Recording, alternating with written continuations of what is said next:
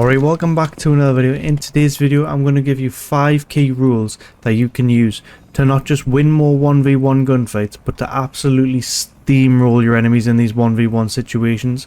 Now, 1v1 situations could be like your last alive versus their last alive, or it could just be any kind of 1v1 throughout a round. First thing I want to go through is information, the information game. In Siege, gunfights can be won or lost based on the amount of information that you have or the amount of information that the enemy has. Think about this: if you're swinging into a room blind versus if you're swinging into a room where you have a yellow ping on where an enemy would be, the way that you would go about that is completely different. If you have a yellow ping on the enemy, then you're just going to go straight towards them. You're going to be swinging, aiming directly at them, pre-aiming right on where their head's going to be, or right in their general vicinity, rather than having to quick peek every single angle in the room and then you get caught off guard by someone proning behind a couch in VIP on coastline. It's a night and day difference based on if you have information on where an enemy is compared to if you don't have that information. Like, if you're going to swing to a room, there's some things you need to think about of like, do I wide swing this? Do I hold a tight angle? Do I slow peek it?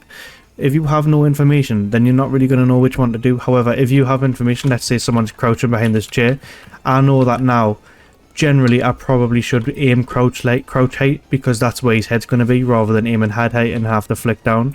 If I aim crouch height, I'm going to be right on him. Boom, dead, gone. See you later, on to the next round. It's not just that though as well. You can think about, like, if an enemy's holding a tight angle, let's say someone's holding like this kind of tight pixel here. If I'm the defender in Tellers right now and say he's holding this kind of really tight angle against me, if I slow peek that, I'm just gone. Like, if I go slowly into the angle, I'm just gone. Like, by the time I end up finding where his head is, he's just gonna fry us. Whereas what you can do is to like swing past it and then come back crouched, which what this means is rather than just doing this, like slow picking into the angle or trying to like walk into the angle and find him, where he just has to shoot, you have to then find where he is, aim at his head, then shoot. Whereas what you can do to change that up is to swing past the angle. Now he has to readjust because he can't just aim in that place like where you just were, because you're in a different angle now, you're in a different position. He has to reposition his crosshair, and then if you come back quickly crouching, he's going to be ready for you to be standing up because you just sprint past the angle. Now you're crouching, he's not ready for that, he has to flick downwards, you just have to shoot. It turns the gunfight into your favor, it turns the odds into your, like, on your side of things. Now, how do you actually go about getting getting information like this? Or like, what's some good ways of using information on attack? There's so many different ways you can get information. You've got 2 drones on every single attacker. Twitch, if you Twitch, you've got 4, or you can play an operator that will get you this information, like a Deimos. If you're in a 1v1 situation against the Deimos, like unlucky next round, you might win the next one. Or you have Grim as well, who can just use the bees to find out where somebody is, or to use the bees to cut off angles so that you know that they can't be there. Like, if you do a Grim on a doorway, someone comes through that doorway, then you're obviously going to know that they, if the Grims don't pop, then you know no one's coming through that door, and you know no one's really in that area. As well as that, there's operators like Dokkaebi that basically is like a pseudo live drone, whereas you don't have the drone, or sorry, like a teammate giving info on a drone, but you have constant feedback of where the enemy is based on how the phone's buzzing. Now, on the defense side of things, there's operators like Pulse and Valkyrie that you can use to get this same kind of information, to use this to be able to push enemies out, or to be able to get some free 1v1 kills. To do this, all you need to do if you're playing Valkyrie is to just play around the site. Put these cameras in areas that are commonly pushed by enemies. You'll know where these areas are if you play the game a lot. For example, let's say we're defending CEO on bank. You're probably going to put one around square. You're probably going to want to put one on this hallway, maybe one lobby as well, etc. Shit like that. You're going to want to put it in places that are commonly pushed by enemies, and that where enemies will commonly just be like waiting around. So you might want to put one in stock, because enemies might jump in this window and then start holding angles towards meeting. They might try and open the wall or something like that, or watch towards janitor. Now, from that, you can either get a freebie by just C4 on them from below, or you can use the information that you have to just like make sure you're safe from that angle, or even to just swing them and kill them and get like a yellow ping on them and then just swing it in pre-fire. As well as operators, there's also just default cameras that you can use. You can flick around your default cameras, see where people are. Now, you know that default cameras are always in the same position, so generally they will get shot quite quickly. But what all that means to you is, if the camera that you want to look at is not there, that means it's been shot, and that means someone is either in that room right now or has been in that room quite recently.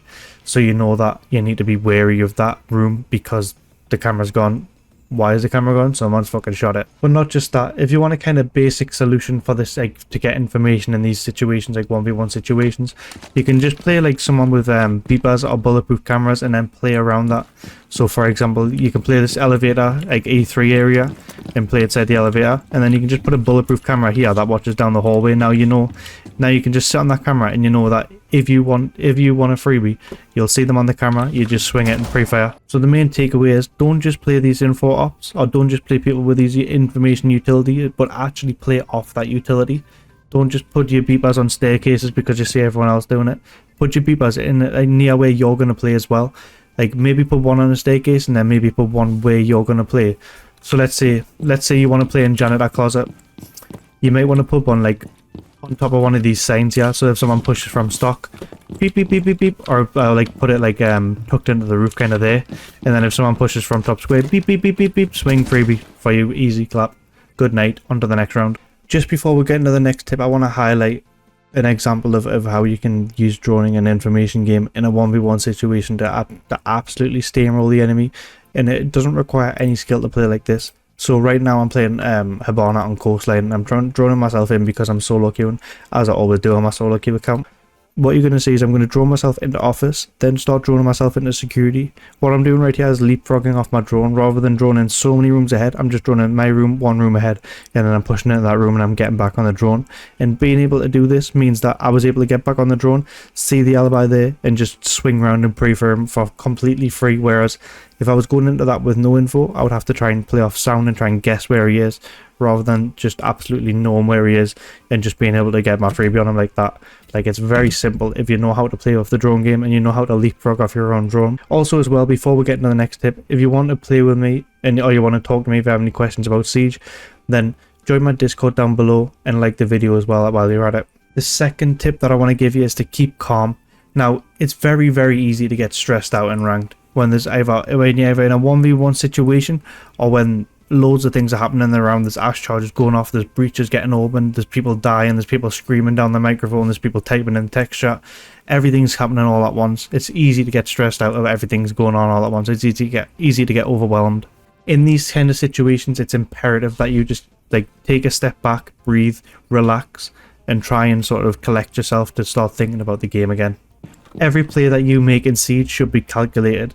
It shouldn't be just like, I'm stressed, I'm going to swing. If you get stressed out in a game, you kind of go into like a sort of fight or flight mode where you're like, you either play stupid aggro, or you play extremely passive and sit in a corner waiting for your downfall. And obviously both of them are bad ideas in a 1v1 situation. If you're swinging around, he's just going to find out where you are because you're quick peeking everything, you're making loads of sound, you're pre-firing things, you're shooting your bullets, making your sound. He's just going to pre-aim where you are and just take you out like for free. Or if you're sitting in a corner, you just sit and duck, wait, ready to be fucking pounced on. Instead of doing all that, when you start feeling overwhelmed, just take a minute to collect yourself, take a second to collect yourself, and start thinking about the game again. At the end of the day, it is just a game. If you win or lose a gunfight, it does not matter at the end of the day. If you go to sleep at night, you probably don't think about how you died on round 3 of Bank. Like, realistically, you don't. It's not that deep. It's just a game at the end of the day. Only try and think about the things that you have control over in a round. If there's loads of shit exploding, there's loads of things going off, it doesn't matter to you. Like, you don't have control over what the enemies are going to open. All you have control over is you, your player, your utility, and how you're going to play the round. So think about that. Think about, okay, they've breached this wall. What am I going to do about that? I'm going to go and push that angle, or I'm going to go and reposition somewhere safer. Now, the third tip I'm going to give you to win 1v1 gunfights more is to make the gunfight as hard as you can for the enemy to win. Now, that sounds like common sense, right? I should be doing that. But how do I actually do that? One way is by using your utility. On attack, you've got things like flashbangs, you've got grenades. You can grenade someone out of a position to make it so he's stressed out, he's running around trying to find a new place to sit, and then you can swing him while he's getting confused and stressed out. Or you've got flashbangs, you can completely just blind a person, then swing them. Even shit like using an ash charge. Just use, like, if you know someone's playing janitor, just use an ash charge on the floor so you have to move. Oh, nice. Just use an ash charge on the floor so he has to move around somewhere, or he takes some damage, which makes it easier for you to win that gunfight. On defense, you've got the same. You've got utility, you've got C4s you can use. Shit, even sometimes I just throw impact grenades at people just to start stressing them out and confusing them, like what the fuck. It'll either make them move around or it'll make them like take some chip damage and make the gunfight easier for me to win, just like the Ash Charge would just there. So not just utility though, this also applies to movement and how you go about 1v1 fights. If I go into a gunfight not thinking about how I can make this hard for my enemy to win, I might just swing it like this and just like try and shoot him. However, if I'm trying to make this gunfight hard as possible for the enemy to win, I'm going to start throwing in things like knives. I'm going to lean, quick peek. I'm going to just like spam around the corner. Trying to be as hard as a target I can. Add some level changes into it, so like going to at different heights. So I'll start picking like this, then I'll crouch and start picking like that.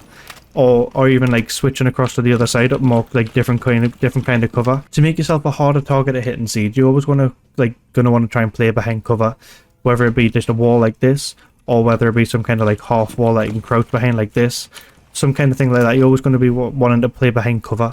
You never just want to be sat out in the open like this, because you're just a sitting duck ready to be fucking absolutely railed by a vigil swinging with a boss G. The best way that you can play behind a cover like this, like a wall, is to hold an angle like as tight as possible as you can, like this. Now you're not going to be able to hit the shot from this, but you're going to, like, if someone swings out, you're going to see them and then you can just swing around and pre-fire. But also to add to that, you're going to want to hold the angle from as far away as possible as you can. Sorry. As far away as possible as you can, because that'll make you an even smaller target to the enemy compared to like if you're holding it really close, where your head's going to feel bigger for the enemy.